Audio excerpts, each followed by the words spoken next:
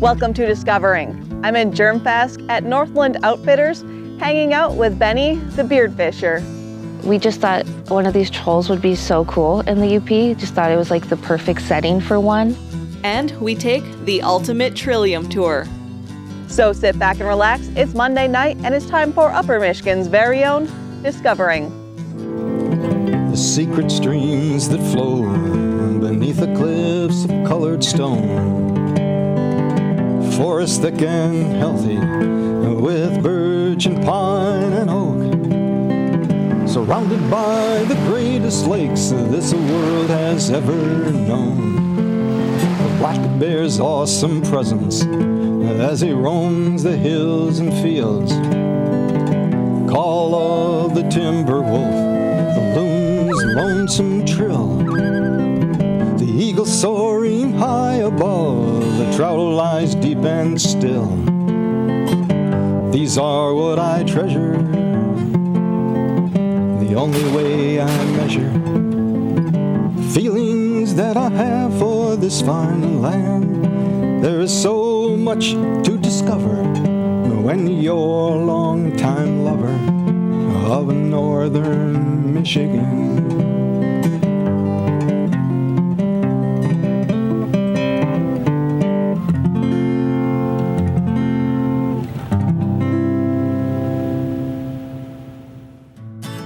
Roadside attractions are as American as apple pie.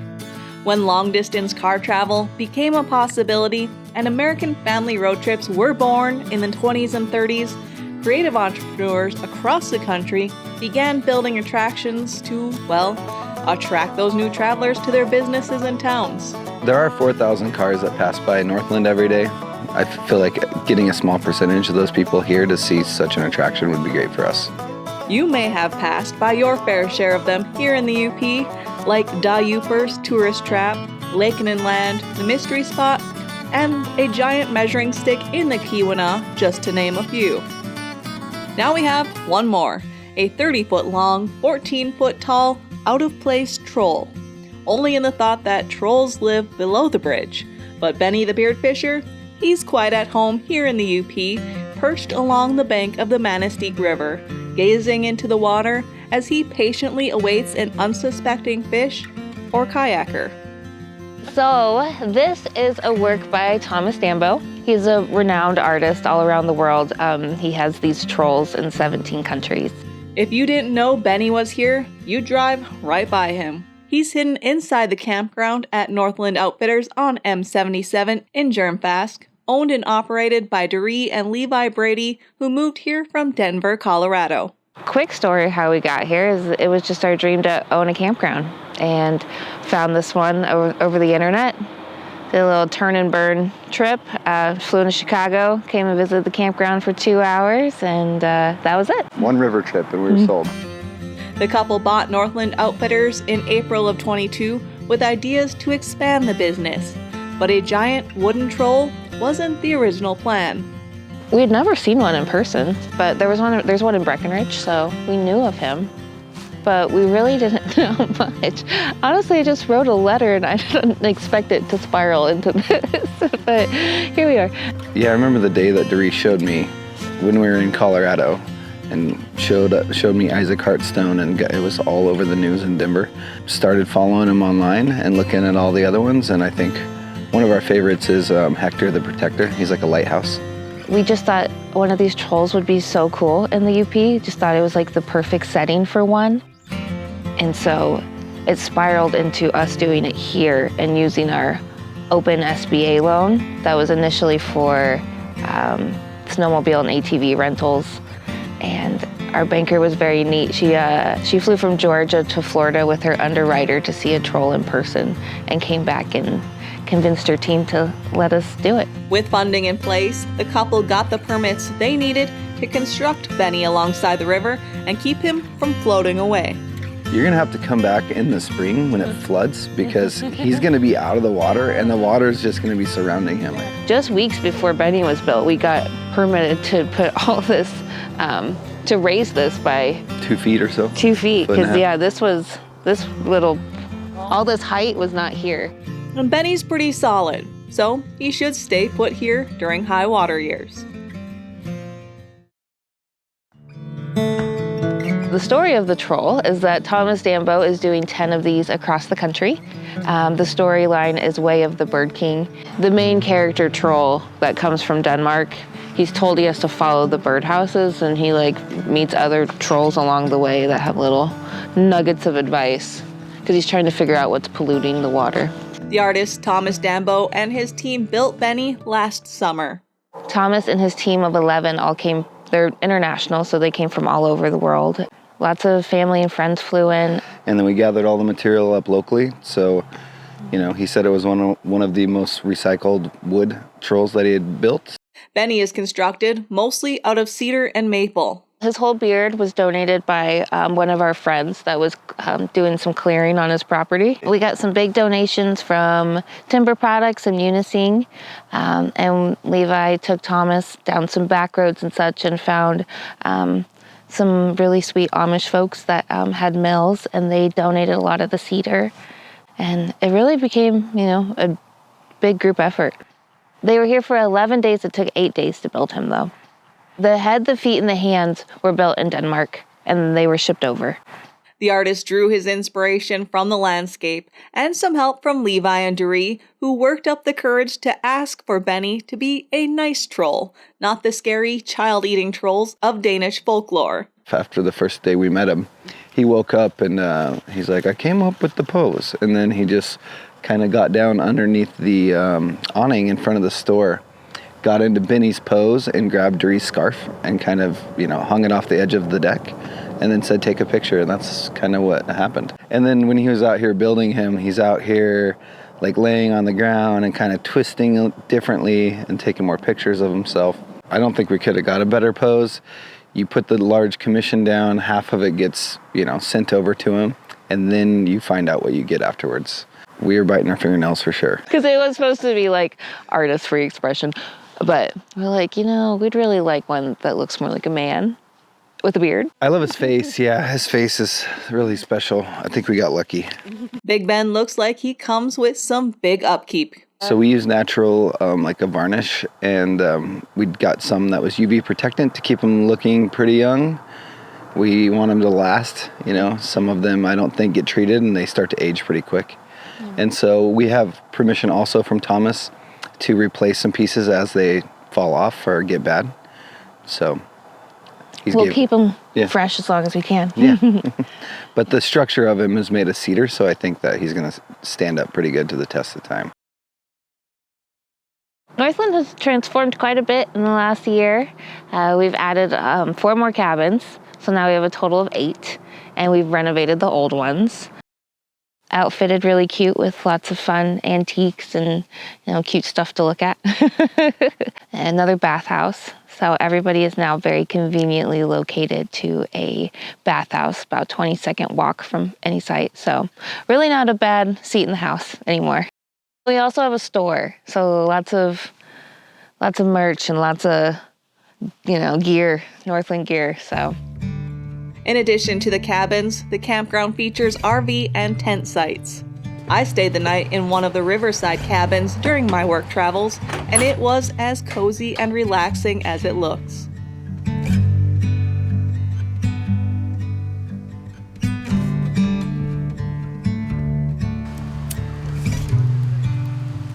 Doree and Levi say they inherited a lot of repeat campers, and I can see why.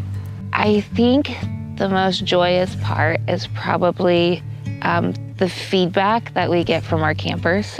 People just seem to be really happy here. They always get complimented on the vibe, and so that's rewarding. It's nice to have a job where you can see people having a smiling face after they get off the river, and they're enjoying their stay. They're on vacation, so it feels like you're on vacation. There's definitely been tons of people who have already booked for next year, but there was already a built-in, a community of people that, this is their spot. We inherited a whole family.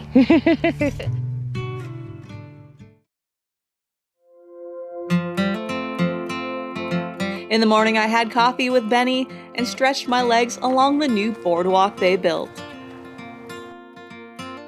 So this kind of gives the campers somewhere to walk and take their dogs instead of just walking through the campground now. In the spring, it's filled with water. It's super pretty.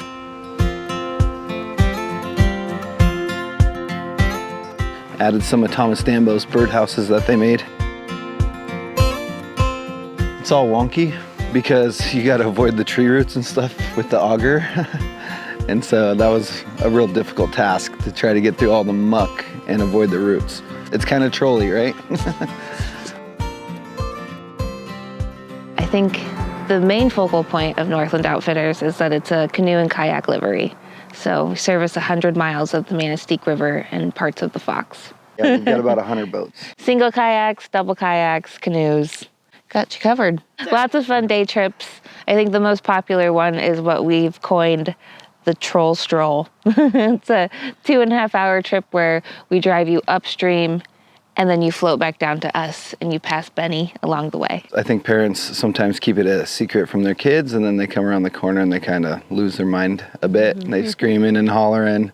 Yeah. And then, if you're on the water, Benny kind of comes to life a little bit. His eyes track you as you're kind of rolling by him, so I'm sure the kids get a kick out of it.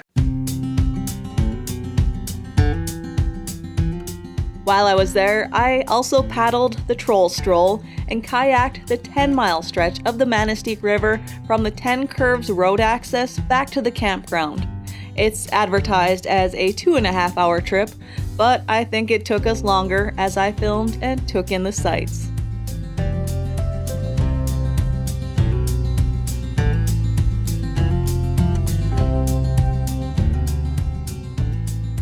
This is a beautiful, slow-moving stretch of river, making for an easy, relaxing paddle or float.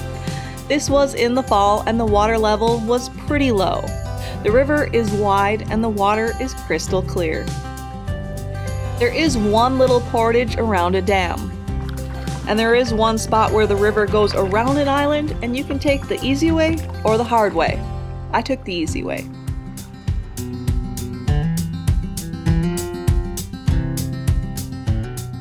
There's a lot of deadfalls in the river, and the crew from Northland Outfitters helps maintain this stretch of the river and cuts trees out of the way, and there are a lot of them.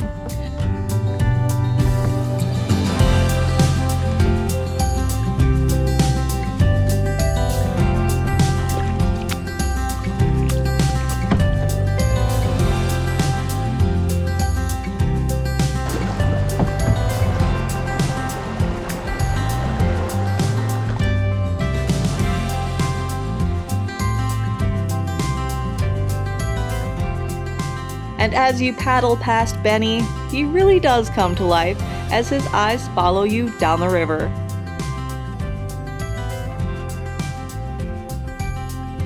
So the next time you're traveling down M28 or US 2, take that M77 stretch between the two highways and into Germfask, pay the troll toll and follow the birdhouses to find Benny. There's not a lot to do between St. Ignace and Munising, and everybody does that stretch. So it's a good little pit stop. Go stretch your legs, walk your dog, have a cup of coffee with Benny. If you build it, they will come. So new this year, and probably due to Benny's increasing popularity, you do need to reserve a time slot to visit Big Ben. It's been immense. Tons of people. Because he has such a following, like from all the other trolls around the country, there's so many people that would have never otherwise stopped here. He's definitely becoming beloved. They're magnets, honestly. Yeah. The one that they did right before Benny, that was the one in Vermont. It got shut down because there was too much traffic on the roads. Oh yeah, they've already had to move it. Yeah. He was built a week before ours. Luckily, we're not in like the craziest populated place in the country. Yeah, so we're not going to see those kind of numbers. No, which is nice. Right. He wouldn't be as special if he was just getting ran over. The campground and Benny are open from mid-May to mid-October. We're in that transition from summer to fall right now. You can feel it, hear it, and see it. I met back up with herbalist Nathan Wright to learn about some native plant roots that can be harvested right now and what they're used for. Hi everybody, so Nathan Wright here again. Happy to be back on the show. Really excited about this time of the year. It's almost a time where we're switching from this really busy season into fall, like a transitional time.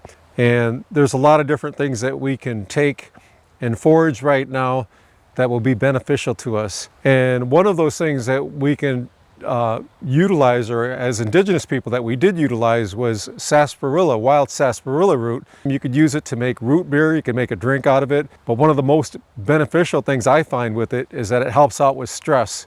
Stress in between going from one season to another, or just stress that we're dealing with right now with the change of season, or having a really busy time this year and we're making the transition back to school or anything like that. So this is where the root starts, and each ring that you see here represents a year. If you're in a situation where you're able to actually see the root like this, normally you don't, you could kind of guide your finger along and you'll see the root. There goes one right here. And then you kind of just run your finger. It takes some work, but it's worth it. So I'm just kind of running my finger underneath, kind of wiggling it. Sandy areas are the best areas for this. Oop. We would do contests with each other to see who can get the longest root. And I already lost part of this. I would have lost, yeah. The good news is that root will continue to grow in one of those spots. But this distance right here is normally what you would keep in the ground. You know, we would normally bury that back and then take the root that went off that way, which in this case goes underneath the tree. But for just the purpose of this, what we're doing here, we're just going to take a little piece off this. We're going to put that back in, but that's essentially what you have. It's usually a pencil size for the bigger plants, and you'll know it's it when you smell it. It's like almost like a carrot, but it's packed with just a lot of amazing things that help you out with stress. What I usually do is get like a big ball like this, and then I put it in some water, a gallon of water for about, I bring the water to 180, simmer, and then I put the cover on, and then I simmer it for 20 minutes, and then I turn it off and I steep it overnight. So this is Joe Pye weed, also known as gravel root, another plant that we harvest this roots right now. And this would help with any type of stone removal. If you have any like kidney stones or anything like that, you would make it into a tea, and then you would drink that over a certain period of time, and it would help dissolve it. And this grows all along the lakes. Of course, you want to harvest it in a clean area, and you want to go all the way down to the root and pull it out. I didn't get all of it, but basically it's this part, the root. Okay. Usually they're bigger and they come out more. I just didn't get the whole thing because there's another one on it, but that's what it looks like. Goldenrod is also used for anti-inflammatory purposes, specifically the root. Like this is a good one. This still has flower on it, but you could tell they're going to seed. But the ones that are starting to go to seed, they would be good ones to target for your root. And like I said, normally I'd have a shovel or even a fork, and you could go in here first with that. I don't have my fork with me today. Certainly would come in handy, but that's it in a nutshell. So this, you could make that into a tea and drink that, and that's got anti-inflammatory. Also smells like a root, like a carrot. Sometimes people want it to smell like something amazing, and well, to herbalists, everything smells amazing. Everything is amazing. Yeah. So that's goldenrod, and there's 3 different types of goldenrod that we have out here. And this is the one, the tall one is the one that we use the most, especially for the anti-inflammatory properties. But yeah, it's all around us. And try when you harvest stuff like this to be at least 40 feet from a road. You don't want to harvest stuff that's in basically a contaminated area. And you know, what drives down roads all the time? Cars with their gas exhaust. You know, you don't want that gas exhaust going into the plant, going into the roots. So you want to get it into a nice clean field. That's all for tonight, and I hope to see you right back here next week for Upper Michigan's very own Discovering.